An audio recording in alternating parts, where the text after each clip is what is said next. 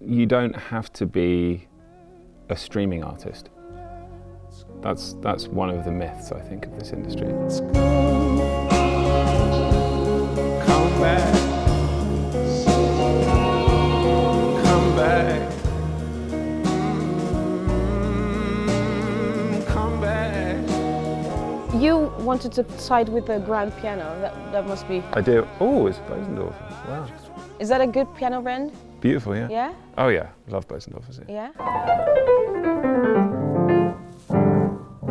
Ooh, I like the sound. But I like you playing as well, so I don't know what...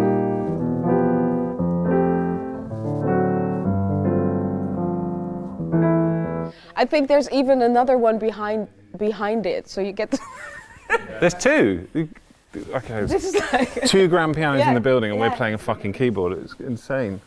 If I listen to your music from right from the start, there's a lot of synth, there's a lot of keyboard, and on this album, Trying Times, there's more room for the piano. Yeah, I think so. So I wanted to go back. Like, you probably learned to play the piano from a piano teacher or way I did, back? yeah. When I was really young, probably I started when I was about 6. Did you try different instruments, or was it immediately like, I'm in love with this piano? I mean, I picked up a few different things. I didn't really relate to anything the way I did the piano. Piano was just laid out in a way I understood, kind of straight away. Yeah. Felt logical. So we're here in 2026. It's going to be your 7th album. Yeah. Trying Times. Yeah. I find it so unbelievable that it is your 7th, because a lot of musicians have a hard time with their 2nd album because you have like your whole lifetime to do the first, and then a couple of years and a lot of high expectations to the 2nd. So the 7th album, what does that mean to you? Is it more hard than the 4th or the 5th, or is it like... Yeah, they don't say the difficult 7th album, I guess. No, so they don't. To be honest, it's been the easiest one to write, probably. It's because of the people I work with, and it was just an amazing crew, and it just didn't feel like work. So, you know, I think that's... so no, it didn't. I guess being the 7th, it's getting easier every time, I think. As we go through trying times,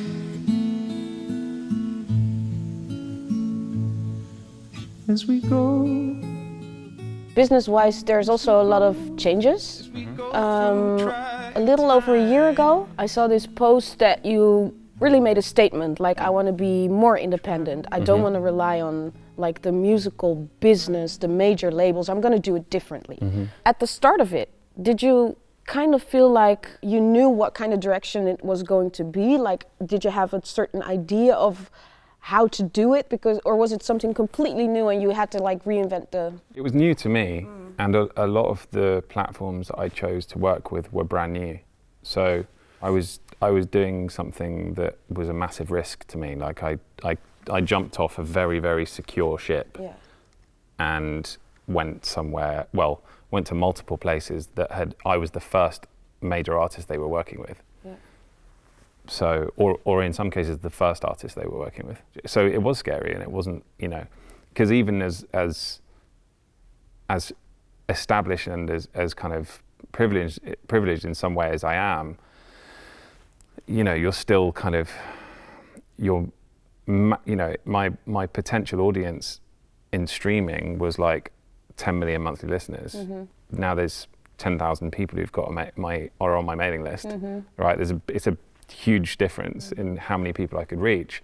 But then I started building that reach and building. And from there, now it's great. Do you feel like this community was already there and you tapped into it by announcing like, this is something I want to engage? Yeah, I'm lucky because I already had a fan base. So for me, I'm not a good example of somebody who went independent, and it's, you know, like, you know, it's like a lot of artists will fairly and rightly say, well, you were already successful, so it's not a big deal that you've, you know, and that's true. That's fine. You know, there are a lot better examples than me of independent artists who have just carved out their own sort of niche and brought people along with them. There's loads of them, especially now. In the process of it, I also pissed a lot of people off. And so we'll see how that affects things. But you know, for a couple of years, I was a bit like, oh well, cool, it's over then. Well, you never look back, right? No. But I always tend to do things. I'm impulsive, and I did something very impulsive. But I think it was the right thing.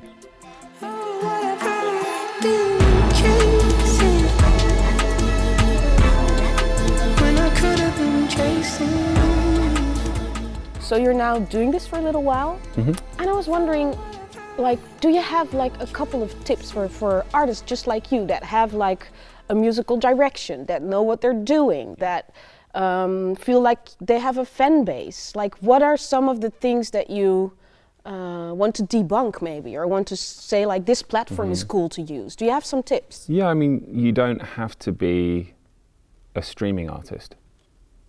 That's one of the myths, I think, of this industry, is that you know, you have to do a billion streams and that's how you're going to be successful. Compared to people at I guess people who you would associate with me, I don't stream very much compared to them. And a lot of the way I sustain myself comes from the more direct, especially now on this album, it's come from directly, you know, supplying records to fans, or going to, you know, like, you know, things like Vault, or the, you know, like when we've done these sort of pre-sale things for you know, for this record, it's all been direct. There's not been any middlemen at all. So I think if you're an artist starting out, it's all about personal connection, and you know, you don't have to let people super close, but it's just about making sure that when you do a show, or anything you do, you're taking email addresses so you can actually supply music to those people, and rather than hoping that the algorithm's going to do it for you, which it only 7% of the time it actually does. So it will always be true that if you take control over the means of contacting your audience, then you can build something truly sustainable.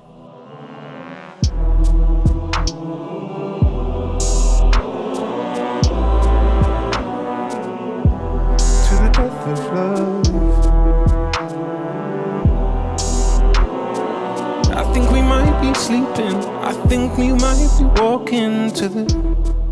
I'm excited about the record. I'm excited for people to hear it.